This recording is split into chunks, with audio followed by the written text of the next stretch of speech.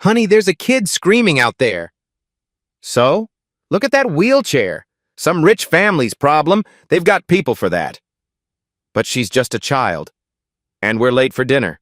Drive. The sedan pulled away into the storm. Below, a 10-year-old girl clawed at her seatbelt. Muddy water rose past her chest, her shoulders, her chin. Please, somebody! Silence. The jogger had already fled. The woman with the dog never looked back. 4 people saw a disabled child drowning. 4 people walked away. Miles away, a billionaire watched through his phone, security footage streaming live. His daughter, his only child. He couldn't reach her in time. Then a 5th person appeared, a black teenager, soaked hoodie, 17 years old, nothing but a pocket knife. He didn't hesitate, didn't ask who she was. He ran straight into the storm. What happened 5 years later shocked everyone. But before we get to that moment, you need to understand who Darius Ingram really was. Not a saint, not a hero waiting for his moment. Just a 17-year-old black kid trying to survive in a world that didn't make it easy. 5:17 a.m., Macon, Georgia. The alarm hadn't gone off yet. It never needed to. Darius's eyes opened in the darkness. Same time every morning. His body didn't know how to sleep in anymore. The small shotgun house creaked and groaned around him. Paint peeling outside. Roof leaking whenever it rained hard. Floorboards that announced every footstep. But inside? Clean. Organized. Loved. Handmade curtains hung on every window. His grandmother had sewn them herself. Family photos covered the walls. The smell of old coffee and yesterday's cornbread lingered in the air. This was home. Small, worn, but filled with more warmth than mansions could ever hold. Darius moved quietly past his grandmother's bedroom, paused at the door, listened. That cough again, rattling in her chest, getting worse every week. She'd been coughing for 2 months now, but every time he mentioned a doctor, she'd wave her hand. Too expensive, baby, I'm fine. She wasn't fine. They both knew it. But knowing didn't pay medical bills. In the kitchen, Darius opened the refrigerator. The light flickered. Bulb going bad. 1/4 gallon of milk. Leftover collard greens from Sunday. Hot sauce bottle nearly empty.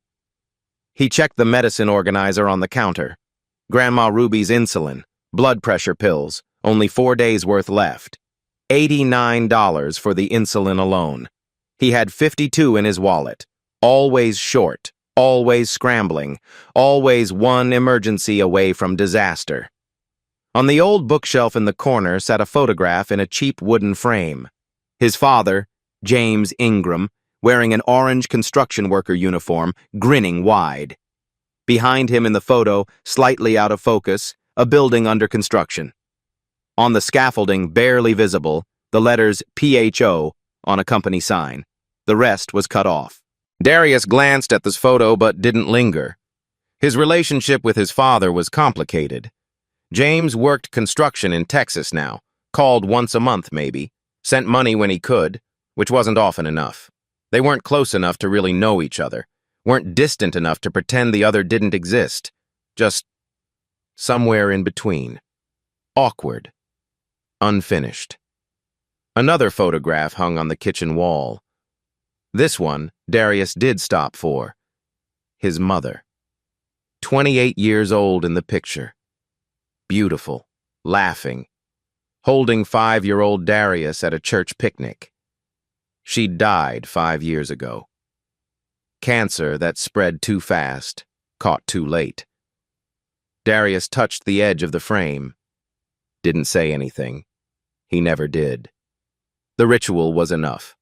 On his wrist, a cheap Timex watch, leather band worn thin, crystal scratched from years of use, his mother's only valuable possession, the only thing she'd left him, still ticking perfectly, like a second heartbeat. "Baby, you up already?" Grandma Ruby shuffled into the kitchen. housecoat and slippers, silver hair messy from sleep, eyes still tired but sharp. "I'll grab something at work, Grandma." "That ain't eating. That's surviving." She pointed at the kitchen chair. "Sit your behind down." Darius knew better than to argue. He sat. She moved slowly to the stove, pulled out the cast-iron skillet that had belonged to her mother, mixed the last of the cornmeal with water and a little lard. "Your daddy called last night," she said without turning around. "After you went to sleep." "He okay? Same as always? Working too hard? Sending what he can?" She paused. "He asked about you." Darius didn't respond. What was there to say? Ruby set a plate of hot cornbread in front of him, watched him eat. "You know," she said softly, "your daddy was just like you when he was young, always helping folks. Couldn't pass by somebody in trouble without stopping." Darius looked up. "Dad? Before you were born, he once pulled a man right out of a burning car, middle of the night. Didn't know the man from Adam. Just saw somebody needed help." "He never told me that." "Your daddy don't like talking about himself. Don't like bragging. Just like you." Darius chewed his cornbread, filed the story away somewhere in his mind. Didn't think much more about it. He should have. 8:48 a.m., Piggly Wiggly supermarket, fluorescent lights buzzing overhead, beeping registers, country music playing low through tinny speakers. Darius stood at the bagging station, moving like a machine, fast, efficient, polite. "Paper or plastic, ma'am?" His co-worker, Derek Collins, same age, same neighborhood, leaned over from the next register. "Yo, Darius, you hear back from the college yet?"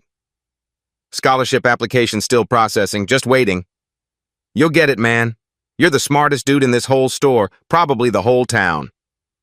Darius half smiled. "Smart don't pay tuition, Derek.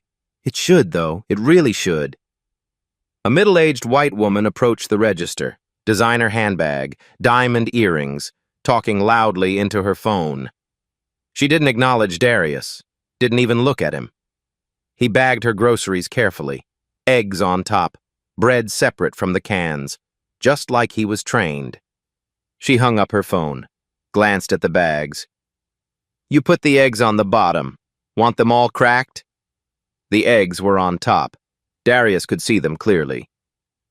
"I apologize, ma'am. Let me redo that for you." He repacked everything. Exactly the same way.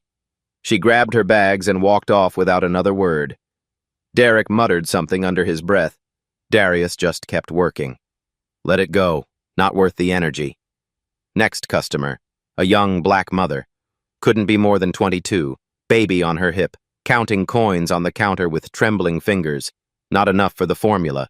Short by almost $5. Her face flushed red with embarrassment. "I'm sorry, I thought I had... I'll just put this back."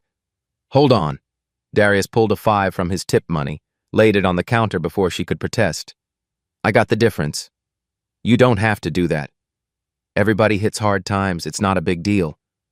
She blinked back tears, thanked him 3 times, held her baby a little tighter as she walked out. Derek shook his head. "You keep doing that, you'll never save enough for anything." "It's $5, Derek. She needed it more than me." "That's what you always say." 2:30 p.m. Henderson residence, wealthy suburb on the edge of town. Big houses, bigger yards. HOA rules posted on every corner. Mrs. Henderson's place, 2-story colonial, 3-car garage, lawn like a golf course. Darius pushed the old mower across the grass, sweat dripping down his face, sun beating down hard. But in the distance, the sky was changing. Dark clouds building on the horizon. Storm coming, misses. Henderson came outside with a glass of lemonade. Kind woman, early 60s, one of his best customers. "Darius, honey, why don't you come inside? Wait out this weather?" "Thank you, ma'am, but I've got 2 more yards after this. Need the money for my grandmother's prescriptions." She pressed a $20 tip into his hand. You work harder than anyone I've ever hired. Don't let anybody tell you you're not going places." "Yes, ma'am. Thank you." As Darius loaded his equipment into his beat-up pickup truck, he looked down the road. At the very end, massive iron gates, security cameras on tall poles, electric fencing glinting in the fading sunlight. A bronze plaque mounted on stone. Whitfield Estate, private property. He'd driven past those gates 100 times, maybe 1,000, never been inside, never even seen who lived there. A different world. Might as well be a different planet. A black SUV with tinted windows rolled out from the gates. Sleek, expensive, silent. On the license plate frame, a silver logo, some kind of bird rising with spread wings. The SUV glided past Darius like he wasn't there. He didn't notice the logo, didn't think twice about it. He would remember it later. 3:49 p.m. Darius drove home. First raindrops hitting the windshield. Radio broken. Had been for months, so he hummed a hymn his grandmother taught him. His mother's Timex showed 3:49. 47 minutes. That's how long he had left of his normal life. He just didn't know it yet. Emma Whitfield hated her golden cage. 10 years old, blonde hair that fell past her shoulders, green eyes that saw too much. She'd been born with mild cerebral palsy. Her legs didn't work right, never had, never would. Her wheelchair was purple, custom built, top of the line. Cost more than most people's cars. Electric motor so smooth it barely made a sound. Her mother had died giving birth to her. Complications. Nothing anyone could do. Her father had spent the last 10 years trying to make up for it, surrounding her with everything money could buy, except freedom. Bodyguards watched her every move. Cameras tracked her through the house. Schedules planned every hour of every day. For your safety, they always said. It felt like prison. Her bedroom was bigger than most apartments. Expensive toys she never played with. Books she'd read 3 times each. A turtle tank in the corner. Professor Shellsworth, her only real friend. Linda Moore, her caretaker, was talking on the phone in the hallway. Voice low but not low enough. "Yes, ma'am. She's in her room. No, nothing unusual today." Emma always listened. She'd learned that adults said the most important things when they thought children weren't paying attention. She looked out her window. The nature trail behind the estate wound through the trees. Miller's Pond was just a quarter-mile down that path. She'd read about the frogs there, seen pictures online, never seen them in person. Today, she decided, that would change. She knew the code to the back gate, had memorized it months ago, just in case. She wrote a note and left it on her pillow. Going to see the frogs, back in 30 minutes. On her wrist, a silver bracelet with a small charm, a phoenix with spread wings. Her father had given it to her on her 8th birthday. "So you always remember," he'd said. "We rise." She never took it off. The trail started easy. Emma felt free, actually free. Wind in her hair, leaves crunching under her wheels. For the first time in months, she smiled, really smiled. Then the rain came. First a drizzle, then harder, then sheets of water falling so thick she could barely see. The dirt path turned to mud, her wheelchair slowed, motors whining, struggling for traction. She should have turned back. She knew that, but she was stubborn, just like her father. She pushed forward. Then the front wheel dropped into a hidden drainage rut. The chair tilted. Emma grabbed at branches, at anything. Too late. The wheelchair flipped sideways and slid into the drainage ditch. 4 feet deep, filling fast with rainwater. She hit the water hard. Gasped. Muddy water flooded her mouth. The seatbelt was jammed, buckle bent from the impact. She pulled and twisted, but it wouldn't release. Water rose to her knees, her waist, her chest. "Help! Somebody please help me!" Thunder answered. Nothing else.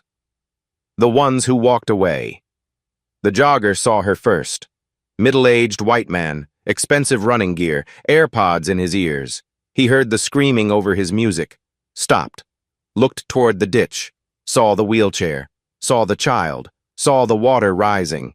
He hesitated, looked at his pristine running shoes, looked at the rain pouring down. Then he turned and ran, faster than before.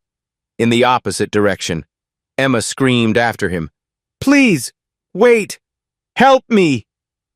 He didn't look back. The sedan came next. Nice car, well-dressed couple inside. They'd pulled over near the trailhead when they heard something. The wife cracked her window. "Honey, I think someone's screaming out there." "So call 911. She dialed, put it on speaker. "They say it'll be 15 minutes for someone to arrive." The husband looked at the rain, looked at his leather seats, looked at the time. "Then 911 will handle it. Not our problem." "But it sounds like a child, and we're already late for dinner. Drive." They drove away. The woman with the dog came third. Raincoat, umbrella, small terrier on a leash. She heard the screams clearly. Walked close enough to see the ditch, the wheelchair, the girl. Stood there for 5 long seconds, then turned and walked away, pulling her dog behind her, never once looking back. High on a hill, hidden among the trees, a black SUV sat parked. Inside, a security guard in a dark suit watched through binoculars. His phone rang. "Report," Richard Whitfield's voice. Barely controlled panic. "Sir, she's trapped in the east drainage ditch. Water's rising fast." "I'm 12 minutes out. Get to her." "Sir, I'm at the north observation point. The terrain... I can't reach her in less than 6 or 7 minutes on foot. I'm not sure I'll make it." "Is anyone else nearby?" The guard scanned the area. 3 people have passed by, sir. A jogger, a car, a woman walking a dog." "And?" The guard's voice dropped. "They all walked away, sir." Silence on the line. Then Richard Whitfield's voice cracking. "My daughter. My little girl." The 5th person. Darius was almost home. His truck sputtered and coughed. Check engine light glowing orange. He'd been ignoring it for weeks. Today it wouldn't be ignored anymore. He pulled over near the trailhead. Popped the hood. Rain immediately soaked through his hoodie. He was checking the engine when he heard it. Faint, almost lost in the thunder. A voice, high-pitched, screaming. He stopped, listened. There it was again. Someone was in trouble. Darius didn't think about his broken truck. Didn't think about being late. Didn't think about anything except that sound. He ran. Through the brush, through the mud, through the pouring rain. On the hill, the security guard watched through his binoculars. "Sir, someone's coming." "Who?" "A young man, black. Maybe 17, 18. He's running toward the ditch." "Is he going to help?" The guard watched Darius slide down the embankment, watched him hit the water. "He jumped in, sir. He's in the water with her." Richard Whitfield's voice was barely a whisper. "Please, God. Please let him save her." The water hit Darius like a wall of ice. Cold shocked his system. Mud sucked at his feet. The current, stronger than he expected, pushed against his legs. He waded forward, eyes locked on the girl. She was young, blonde hair plastered to her face, eyes wild with terror, water lapping at her chin now. She had to tilt her head back to breathe. "Hey!" Darius shouted over the rain. "Look at me! Look at me!" Her eyes found his, still panicking, but she saw him. "What's your name?" Emma." Her voice was thin, shaking. "Emma, I'm Darius. I'm going to get you out of here, but I need you to stay calm. Can you do that?" She nodded frantically. "Good. Now breathe with me. In." He breathed in slowly. Out. He exhaled. Emma tried to copy him, shaky, Uneven, but trying. That's good. That's real good. Keep breathing just like that. Darius reached the wheelchair, examined the seatbelt. The buckle was completely bent, deformed from the impact when she'd fallen. He pulled at it, twisted. Nothing. The water was rising faster now. Another inch in the last 30 seconds. He didn't have time to be gentle. Darius pulled out his pocket knife. Old wooden handle, blade dulled from years of yard work. But it was all he had. "I'm gonna cut the strap, okay? Don't move." Emma nodded. Emma, tears mixing with rain on her face. He positioned the blade against the seatbelt. Started sawing. The material was tough, medical-grade nylon, designed to keep her secure, designed to never break. Cut, cut, cut. The blade barely made a dent. "Darius?" Emma's voice was thin, terrified. "The water." It was at her lips now. She had to crane her neck up to breathe. I know. Trust me." He adjusted the angle, found a thinner section where the strap met the buckle, put all his weight behind the blade. The knife slipped, sliced his palm open, blood mixed with muddy water. He didn't stop, didn't even slow down. Cut, cut, cut, snap. The strap gave way. Emma immediately started to sink. Her legs didn't work. She couldn't kick, couldn't keep herself afloat. Darius dropped the knife and grabbed her, one arm around her waist, pulled her tight against his chest. I got you! I got you!" She clung to him, fingers digging into his shoulders, heart pounding so hard he could feel it against his own chest. "Don't let go," she whispered. "Please don't let go." "I won't. I promise. I won't." Getting out was the hard part. The banks of the ditch were steep, nearly 5 feet high, slick with mud and rain. Darius tried to climb while holding Emma. His feet slipped. He fell back into the water, tried again, slipped again. "We're not going to make it." Emma's voice was barely audible. "Don't say that." His voice was fierce, almost angry. "Don't you ever say that. We are making it out of here." He scanned the bank, looking for anything. A root, a rock, a handhold. There, about 4 feet up, a thick tree root jutting out from the earth. If he could reach it. "Emma, I need you to hold on to my neck. Wrap your arms around tight as you can. Don't let go no matter what happens." She did as he said. Her small arms locked around his neck. She was lighter than he expected, like holding a bird. Darius positioned himself, planted his feet on the submerged wheelchair, used it as a platform, took a breath, and jumped. His hand reached for the root, fingers scraping bark, slipping, caught. His shoulder screamed, felt like it was tearing out of the socket, every muscle in his arm burning. But he held on. Slowly, agonizingly, he pulled them both upward, one arm gripping the root, one arm holding Emma. His free hand found the edge of the bank, grabbed mud and grass, pulled. His feet found traction, dug in, pushed, and then solid ground. Grass, mud, open sky. Darius collapsed onto his back. Emma still clutched against his chest, both of them gasping, shaking, soaked, but alive. For a long moment, neither of them moved. Rain still fell, thunder still rolled, but it felt distant now, unimportant. Emma started crying, not from fear anymore, from relief, from the overwhelming realization that she wasn't going to die.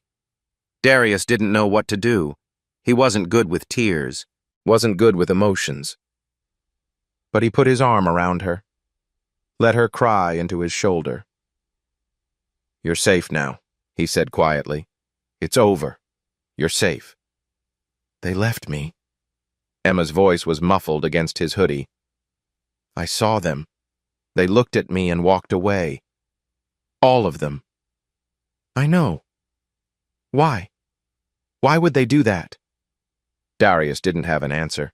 He'd been asking himself the same question. I don't know, he said honestly, but I'm here now, and you're okay. That's what matters. Darius looked down at his wrist. His mother's Timex. The crystal was fogged. Water had seeped inside the casing. The second hand had stopped moving. Ruined. He stared at it for a long moment. The only thing his mother had left him.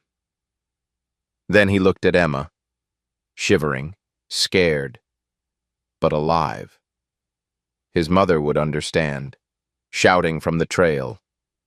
A woman came crashing through the brush. Latino, 40s, professional clothes now soaked and muddy. Behind her, 2 men in black suits, security guards. Emma! The woman, Linda Moore, Emma's caretaker, dropped to her knees, hands running over Emma's arms, legs, face. Oh my God, oh thank God. She looked at Darius, really looked at him for the first time. You saved her. It wasn't a question. She was drowning. I helped. Linda's eyes welled up. Thank you. Thank you. One of the security guards approached Darius, professional, assessing. What's your name? Darius. Darius Ingram. Something flickered across the guard's face. Recognition? Surprise? He spoke quietly into his earpiece. Sir, I have the boy's name. Darius Ingram. Pause. Yes, sir. Ingram. Ingram. Another pause. Longer this time. Then the guard looked at Darius with a completely different expression. Almost like respect. Mr. Whitfield is on his way. Darius didn't know who Mr. Whitfield was, didn't understand why his name seemed to matter. He just sat in the mud, in the rain, holding a little girl's hand, waiting. The black Mercedes arrived like it was breaking the sound barrier. Tires screamed on wet pavement. Door flew open before the car fully stopped. Richard Whitfield, tall, gray at the temples, tailored suit now spotted with rain, ran across the lawn. Actually, ran. Darius had never seen someone in a suit that expensive move that fast. He dropped to his knees in front of Emma, pulled her into his arms. Baby girl, my baby girl. His voice cracked. Are you okay? Are you hurt? I'm okay, Daddy. He saved me. Emma pointed at Darius. He jumped in and saved me. Richard looked up, took in the teenager in front of him, the soaked hoodie, the muddy jeans, the blood still seeping from the cut on his palm, the calm, steady eyes. Richard stood slowly, walked over, extended his hand. Thank you. His voice was thick with emotion. Thank you for saving my daughter. Darius shook his hand. I just did what anybody would do. Richard's expression shifted. Something painful moved behind his eyes. No, you didn't. He paused. 4 people saw my daughter drowning today. 4 people walked away. I watched them on the security cameras. A jogger, a couple in a car, a woman with a dog. His jaw tightened. You were the only one who ran toward her instead of away. Darius didn't know what to say to that. A security guard approached, held out a thick envelope. Mr. Whitfield would like to express his gratitude. There's $5,000 inside. Darius looked at the envelope, then at Emma, then at Richard. I don't need money for helping a kid. The guard blinked. Are you sure? That's a significant amount. I'm sure. Darius's voice was firm but not rude. She was in trouble. I helped. That's all there is to it. Richard was watching closely. Something shifted in his eyes, like a suspicion being confirmed. He nodded at the guard, put the money away, then quietly, almost to himself, just like his father. Darius didn't hear. Emma rolled over in a backup wheelchair. She reached for Darius's hand. You really saved my life. You would have figured something out. No. She shook her head firmly. I saw them walk away. Every single one. You were the only one who came. She studied his face like she was memorizing it. What's your full name? Darius Ingram. Darius Ingram, she repeated slowly, carefully, like the words meant something. She unclasped her silver bracelet, the one with the phoenix charm. I want you to have this. Darius stepped back. I can't take that. Please, my dad gave it to me. It means we rise. You helped me rise today. Literally. She held it out, waiting. Darius hesitated, but the look in her eyes, so serious, so sincere, made it impossible to refuse. He took the bracelet. The phoenix glinted in his palm. Thank you, Emma. Thank you, Darius. A security guard drove Darius back to his truck. The rain had finally stopped. Everything was dripping, clean, sparkling in the late afternoon sun. Before Darius got out, the guard handed him a business card, plain white, just a phone number. Mr. Whitfield says if you ever need anything at all, call this number, day or night. Darius took the card, slipped it into his wallet behind the photo of his mother. He wouldn't call. He wasn't looking for charity. That night, Darius sat on his bed in his small room. His mother's Timex watch sat on the nightstand, broken. Water still trapped under the crystal. In his palm, Emma's bracelet, the phoenix charm catching the lamplight. Grandma Ruby appeared in the doorway. You're home late. Everything okay? Yeah, just helped someone today. A kid got stuck in the rain. Ruby studied him with those sharp old eyes, then smiled. Just like your daddy. Just like your mama, too. She kissed his forehead and shuffled back to bed. Darius looked at the bracelet again. He didn't feel like a hero. He felt tired and sore and strangely hollow. He kept thinking about those 4 people, the jogger, the couple, the woman. How could they just walk away? What was wrong with people? He didn't know that at this very moment, a billionaire was making phone calls, pulling files, asking questions, and that everything was about to change. 3 weeks passed. Darius went back to his normal life. School applications, grocery store shifts, weekend lawns. He tried not to think about the girl in the ditch, the mansion, the billionaire. But strange things started happening, things he couldn't explain. Week 3, the scholarship letter. Darius tore open the envelope from Macon Community College. His hands were shaking. Full scholarship approved. He read it twice, 3 times. Something was wrong. He'd applied for partial aid, not full coverage. His grades were good, not perfect. He called the financial aid office. There was an anonymous donor who covered the remaining amount, the woman said. That's all the information I have. Grandma Ruby clapped her hands together. The Lord provides! Darius wasn't so sure it was the Lord. Month 2, Grandma's medication. The pharmacy called. Ruby's insulin had been prepaid. 6 months in advance. Who paid for it? Darius asked. I'm sorry, that information is confidential. Ruby insisted it must be the church helping out. Darius called the church. Pastor Williams had no idea what he was talking about. Month 4. The job offer. A property management company called out of the blue. They wanted Darius to handle landscaping for 5 houses. Long-term contract. Good money.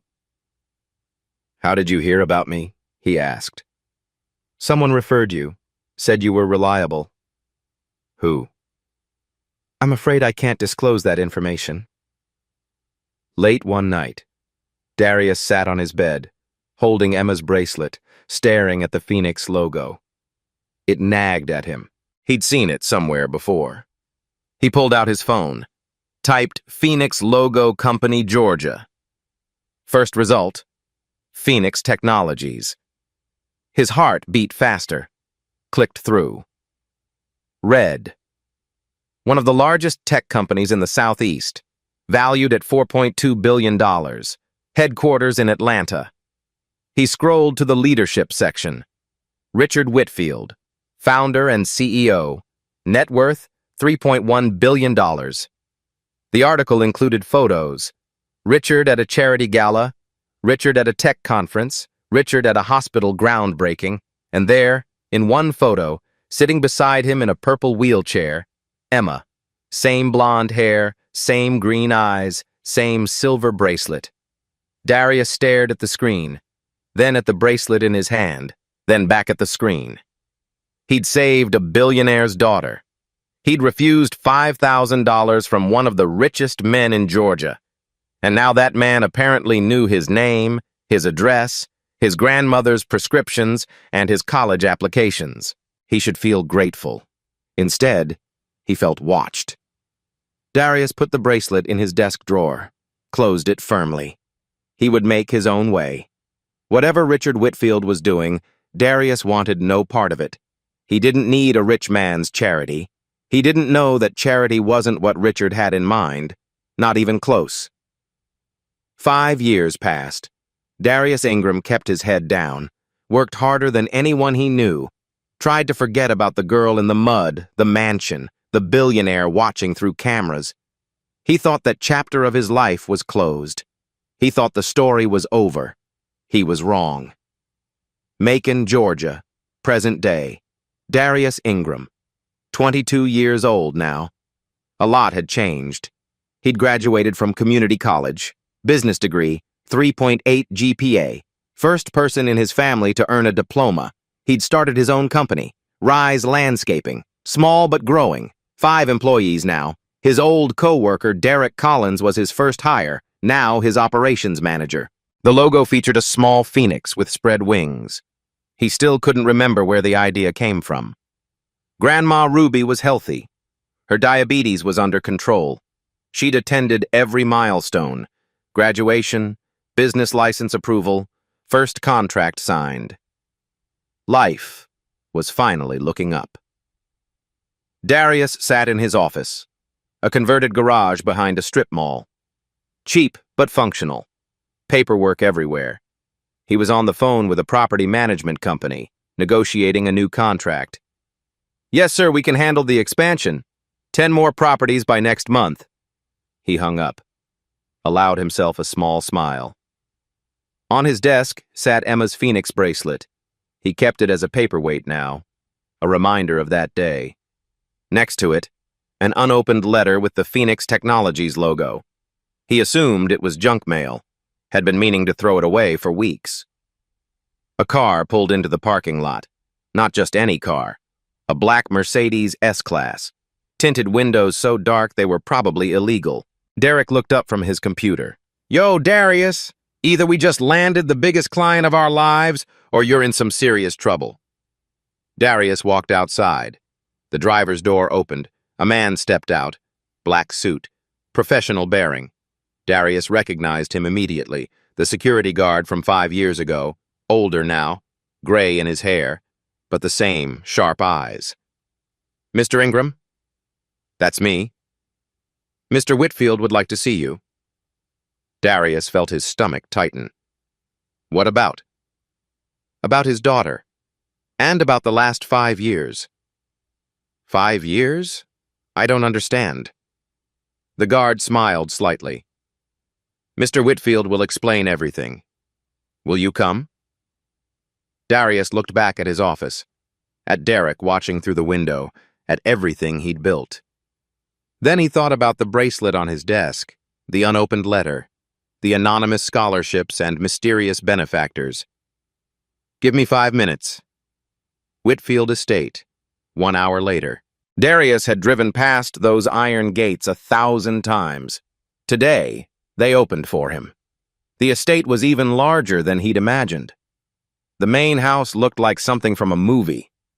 Gardens that probably cost more to maintain than his entire yearly revenue. But Darius wasn't intimidated. He'd pulled himself out of poverty. He'd built a business from nothing. He'd walked through harder doors than this. He was led into a private study, dark wood paneling, leather chairs, walls of books that looked like they'd actually been read. Behind a massive oak desk sat Richard Whitfield, older than 5 years ago. Gray had spread from his temples across most of his hair, lines around his eyes deeper now, but those eyes were still sharp, still assessing, and sitting beside him in a sleek new wheelchair, Emma Whitfield, 15 years old now, taller, more confident. Her face lit up when she saw him. "Darius!" He couldn't help but smile. "Emma, look at you, all grown up. You too. You, and you're not dripping wet this time." They both laughed. The tension in the room eased slightly. Richard stood, extended his hand. Darius shook it. "Thank you for coming, Mr. Ingram." "I'm not sure why I'm here, sir. After all this time." "Because it's time you knew the truth." "The truth about what?" Richard sat back down heavily. His expression shifted, old pain rising to the surface. "The day you saved Emma was the worst day of my life." Darius frowned. "I thought you didn't know until afterward." "I knew everything." Richard's voice was quiet. "Emma likes to sneak out. I knew that. My security team monitors her through cameras." "Then why didn't anyone—" "They spotted her too late. She was already in the water by the time they called me. I was at my office downtown, 12 minutes away by car." Richard paused. His hands, resting on the desk, were trembling slightly. "I watched the whole thing through my phone. Security footage. Live." He looked directly at Darius. "I saw my 10-year-old daughter trapped in that water. I watched it rise past her chest, her shoulders, her chin." Emma reached over and took her father's hand. Richard continued. "I saw 4 people walk past her. 4 adults who could have helped." His voice hardened. "The jogger looked right at her and ran away. The couple in the car decided they didn't want to be late for dinner. The woman with the dog couldn't be bothered to get her shoes muddy. I watched all of it, through a phone screen, while my driver went as fast as he could. And I knew I wasn't going to make it in time." The room was completely silent. "I have $3 billion, Mr. Ingram. I could buy anything, do anything. And in that moment, I was completely, utterly helpless." He took a shaky breath. "Then you appeared, out of nowhere, a stranger, a teenager, running toward my daughter when everyone else ran away. You saved her life, when I couldn't." Darius didn't know what to say. He'd never thought about what it must have been like on the other end of those cameras. "After that day," Richard said, "I had my team find out everything about you. Not to spy, to understand." "Understand what?" "What kind of person runs toward danger instead of away from it?" Richard leaned forward. "And when my security guard reported your name, Darius Ingram, I nearly collapsed." Darius tensed. "Why? What's wrong with my name?" Richard stood, walked to the bookshelf, pulled out an old, weathered photograph. "Because I'd heard that name before, 20 years ago." He placed the photo on the desk. "Take a look." Darius looked at the photograph. Old, faded, edges worn soft from handling. 2 men stood in front of the twisted wreckage of a car, one white, one black, both covered in soot and sweat. The black man wore an orange construction uniform. He was shaking hands with a younger version of Richard Whitfield, handwritten at the bottom in faded ink. "The man who saved my life. James Ingram, 1999. Darius's heart stopped. "That's my father." "Yes." Richard returned to his seat. His voice was softer now. "Older. 1999. I was 32 years old. Phoenix Technologies was barely off the ground. I was working 20-hour days, trying to keep the company alive. He stared at the photo. One night, driving home at 2 in the morning, I lost control of my car, hit a guardrail. The car flipped twice, landed upside down. Gas was leaking everywhere. I was trapped, couldn't move my legs. I was going to burn to death. Emma squeezed her father's hand tighter. Your father was working a night shift at a construction site half a mile away. He heard the crash, ran over, didn't hesitate. Richard's voice cracked slightly. He smashed my window with a chunk of concrete, cut his hands to ribbons getting me out, dragged me 50 feet away just before the car exploded. James Ingram saved my life. Darius couldn't speak. His throat had closed up. I tried to repay him, offered him money, a job at my company, anything he wanted. He refused, said he didn't need payment for doing what was right. Richard looked at Darius intently. Sound familiar? Darius thought about the $5,000 he'd turned down, the same words he'd used. Your father and I exchanged numbers, but he moved away a few months later, followed construction work to Texas. I lost track of him. For 20 years I looked for him. Never found him. Richard leaned forward. Then my security guard called in your name. Darius Ingram. I had my people check the records. Son of James Ingram.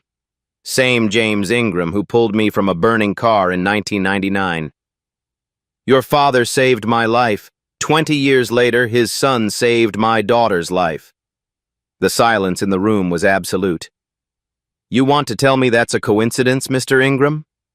Darius slowly shook his head. He didn't believe in coincidences either. Not anymore. I believe in circles, Richard said. In debts that span generations. Your family saved mine twice. I owe more than I can ever repay. There's more, Richard said. Darius braced himself. He wasn't sure how much more he could process. After you saved Emma, I didn't just observe you from a distance. I protected you. Protected me how? Your full scholarship. I funded the portion your aid didn't cover. Anonymously. Darius's eyes widened. Your grandmother's insulin and medication. I've been paying for it. All 5 years. Including that specialist visit 2 years ago when she showed early signs of kidney complications. She never told me about any specialist. She didn't know who was paying. It was arranged through a community health initiative. There was no such initiative. It was me. Richard stood, walked to the window, looked out at the grounds. 3 years ago, a large landscaping company tried to undercut your prices, steal your clients, drive you out of business. Darius remembered that. A brutal few months. He'd nearly lost everything. I bought that company, quietly, through a subsidiary, made them back off. 4 years ago, a contractor tried to trap you into a predatory contract. My lawyers sent you an anonymous email warning you about the hidden clauses. Darius remembered that email too. He'd almost deleted it as spam, but something made him read it. That was you? All of it. Every piece of good luck you couldn't explain. Darius's mind was reeling. Everything he thought he'd built through pure determination. Why? The word came out rougher than he intended. Why do all this without telling me? Richard turned to face him. Because you deserved a fair shot. This world isn't fair, especially not for young black men starting from nothing. I know that. I've seen it. But I had the power to level the playing field just a little, just for one person. You saved my daughter without knowing who she was, without expecting anything. You refused money for doing the right thing. I wanted to see what a person like that could accomplish if given a genuine opportunity. He smiled slightly. You didn't disappoint. Richard returned to his desk, slid a thick folder across to Darius. I didn't bring you here just to tell you stories. I have a business proposition. Darius opened the folder, scanned the first few pages. Phoenix Technologies is launching the Phoenix Foundation, a program to fund and support minority-owned small businesses. $10 million in the first year. Mentorship, resources, real infrastructure. Richard leaned forward. I want you to run it, not as an employee, as co-owner. 15% equity stake. Darius looked up sharply. 15% of 10 million could be worth significantly more if the foundation grows, which I believe it will. He pushed another document forward. Additionally, Rise Landscaping. Phoenix Technologies has 45 properties across Georgia. I want your company as our exclusive landscaping contractor. 5-year contract, $2.5 million guaranteed. Darius's hands were trembling as he held the papers. And one more thing. Richard pulled out a small velvet box, set it on the desk between them. I found your father. James is still in Texas, working construction. I'd like to fly him home. Have him join you. At Rise Landscaping, at the foundation. Wherever you both want. He opened the box. Inside, Darius's mother's Timex watch, completely restored, ticking perfectly. I know you destroyed this saving, Emma. I had the best watchmaker in Georgia restore it. Richard turned the watch over. On the back, freshly engraved, from a grateful father, R.W. Darius stared at the watch, at those words, at everything in front of him. For the first time since his mother's funeral, he cried. Darius thought the story would stay between them. Private, personal. He underestimated Richard Whitfield. Phoenix Foundation Launch Event. Atlanta, 3 weeks later. 500 guests filled the ballroom of the Ritz-Carlton. Business leaders, politicians, tech executives, journalists from every major outlet. Cameras everywhere, lights bright enough to blind. Richard Whitfield took the stage to polite applause. Thank you all for joining us tonight. We're here to announce the Phoenix Foundation, a new initiative to support minority entrepreneurs across the Southeast. He paused. But before we discuss business, I want to tell you a story. A true story. About my family. The massive screen behind him flickered to life. 5 years ago, my daughter almost died. Security footage appeared on screen, Emma's wheelchair tipping into the flooded ditch, the water rising around her. The ballroom went completely silent. She was 10 years old, trapped, drowning, and 4 people walked right past her. New footage, the jogger looking at Emma, then turning and running away, the sedan pulling up, then driving off, the woman with the dog walking past without stopping. Murmurs of disbelief rippled through the crowd. Someone gasped. I watched through my phone. Live. Helpless. My daughter was dying and I couldn't reach her.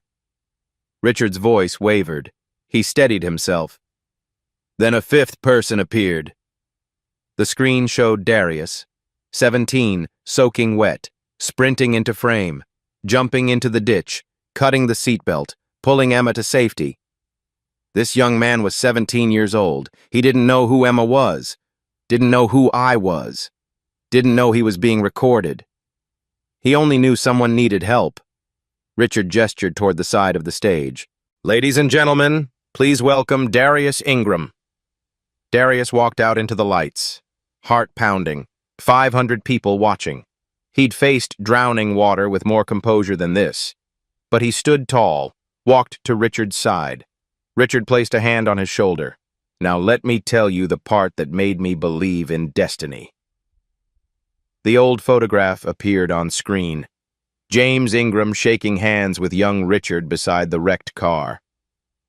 20 years before his son saved my daughter, this man, James Ingram, saved my life.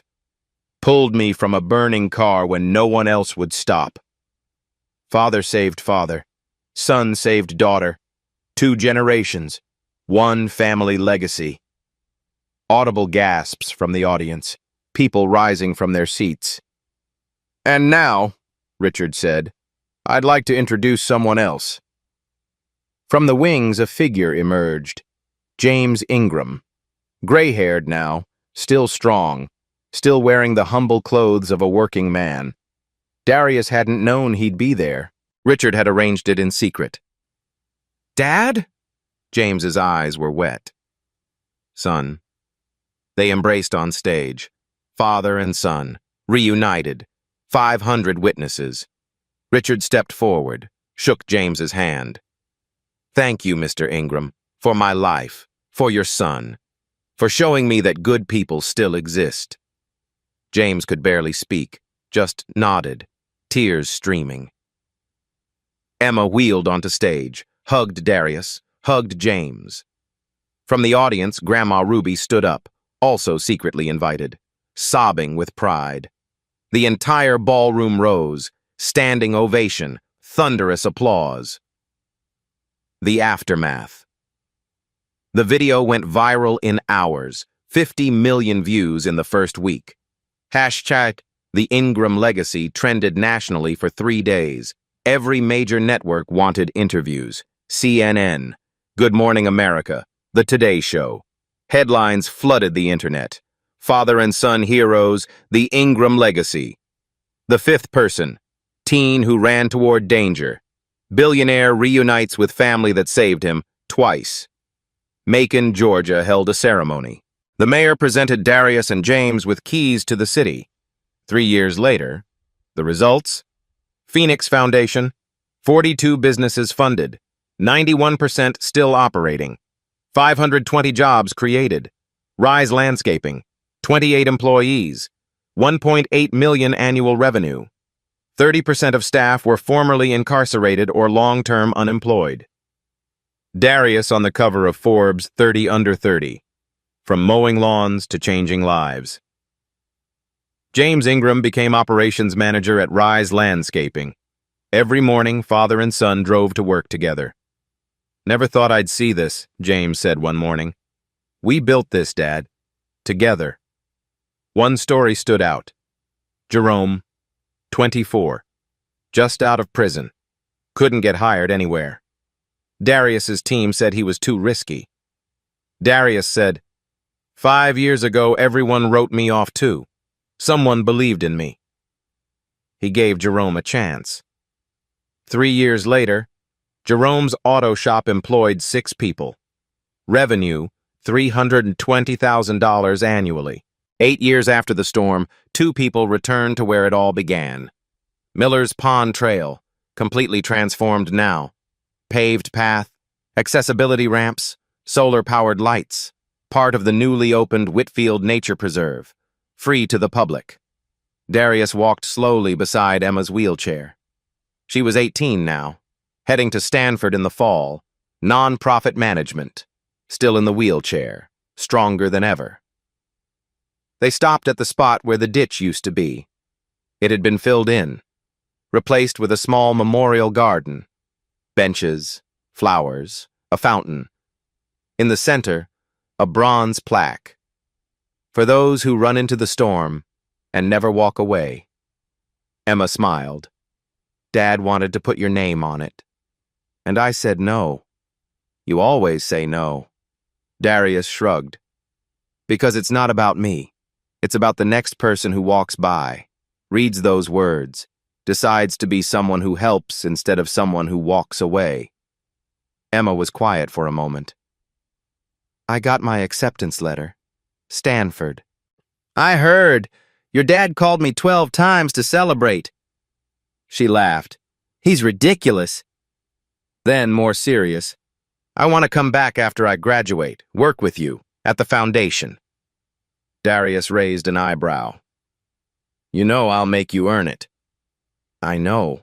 That's why I want to work for you. That evening, the Ingram house, no longer a run-down shotgun shack. Renovated now. Fresh paint, new roof, garden in the backyard that Darius had planted himself. Family dinner around the big table. Grandma Ruby at the head, still sharp at 77. James across from her, finally home after all those years. Derek and some of the Rise landscaping crew filling out the seats. Laughter, good food, stories told and retold. Home. Later, Darius sat alone on the back porch. In his hands, two objects. His mother's Timex, running perfectly now. The engraving on the back catching the moonlight. From a grateful father, R.W. Emma's Phoenix bracelet. She'd given it to him permanently. "You earned it," she'd said. James stepped outside, sat down beside his son. "What are you thinking about?" Darius looked at the stars. "What if I'd walked away that day, like the others?" "You never would have." "How do you know?" James put a hand on his shoulder. "Because you're my son, and your mother's son. We didn't teach you with words. We taught you by how we lived." Darius smiled. "Thanks, Dad." "No, son. Thank you for making me proud, for giving me a reason to come home." They sat together in comfortable silence, father and son, finally at peace. Darius looked up at the sky, thought about his mother, whispered, "I stayed soft, Mama. Just like you said. I kept my promise." 4 people saw a child drowning. 4 people walked away. Darius Ingram was the 5th person. He didn't know she was a billionaire's daughter, didn't know cameras were watching, didn't know his own father had saved her father 20 years before. He only knew someone needed help. So he ran into the storm. Today, somewhere out there, someone is waiting for you. Maybe it's just a kind word, a small favor, a moment of your time. Don't be one of the 4 who walks away. Be the 5th person. If this story moved you, hit that like button. Subscribe for more stories like this. Share it with someone who needs to hear it today. We rise together, or we don't rise at all. Now I want to hear from you. Have you ever been someone's 5th person? Or has a stranger ever been that person for you? Tell me your story in the comments. I read every single one.